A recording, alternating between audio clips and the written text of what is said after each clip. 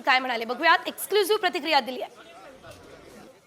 तुम्ही काकांची भेट साहेबांची भेट घेतली, शुभेच्छा फक्त. हो, त्यांना शुभेच्छा दिल्या वाढदिवसासाठी.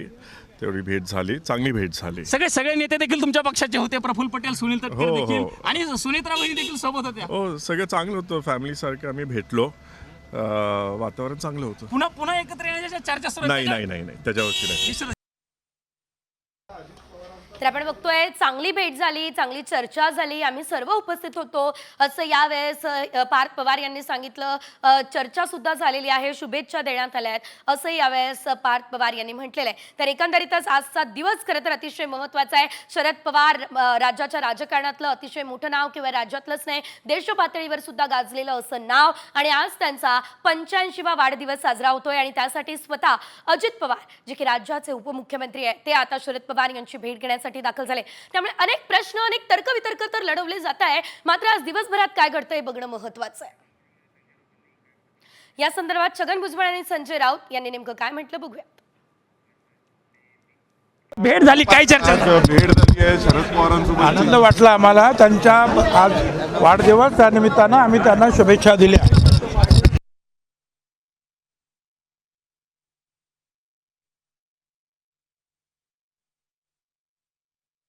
बघितलं, छगन भुजबळ हे राष्ट्रवादीचे ज्येष्ठ नेते आहेत, ज्यांनी की शरद पवार यांचे साथ सोडून अजित पवार यांच्यासोबत ते महायुतीचा भाग झालेले होते.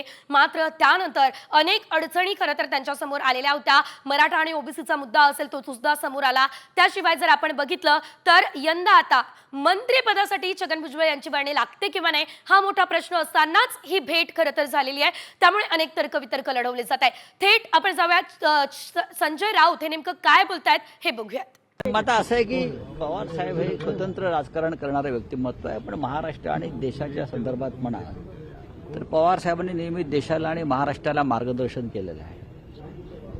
आता जे त्यांचे लोक त्यांना सोडून गेले त्यांच्यावरती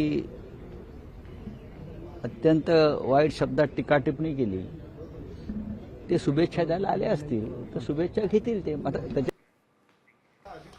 तर आपण बघतोय खरं तर ही दृश्यच आज दिवसभरातली अतिशय महत्वाची आणि बोलकी दृश्य म्हणावी लागतील. कारण भेटीनंतर जो अजित पवार, प्रफुल्ल पटेल, छगन भुजबळ यांचा जो चेहरा होता तो सुद्धा अगदी वेगळा, हसरा असा चेहरा आपल्याला बघायला मिळाला. जातानाचा आणि परत बाहेर येतानाचा चेहरा यामधला फरक निश्चितच आपल्याला आपल्या टेलिव्हिजन स्क्रीनवरती बघायला मिळालेला आहे.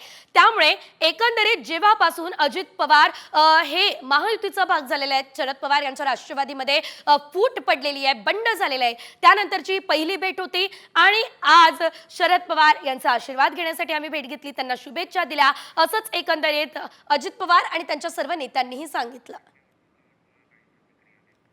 तर आजच्या या भेटी संदर्भात खरं तर राजकीय वर्तुळातून काही प्रतिक्रिया आल्यात. काय नेमकं म्हणणं आहे बघूयात. आज अजित पवार साहेबांची अपेक्षा होती की ते दिल्लीमध्ये आहेत आणि सुनेत्राताई आणि बाकी पक्षाचे लोक पण इथे आहेत, प्रफुल्लभाई पण त्या ठिकाणी आहे, या ठिकाणी येतील अशी अपेक्षा नव्हती. पण अनएक्सपेक्टेड त्या ठिकाणी हे जी घटना आहे तर एक राज्याला एक वेगळी दिशा देणारी घटना असेल असं वाटते. कौटुंबिक भेटच म्हणावं लागेल, राजकीय भेट अजिबात नाही.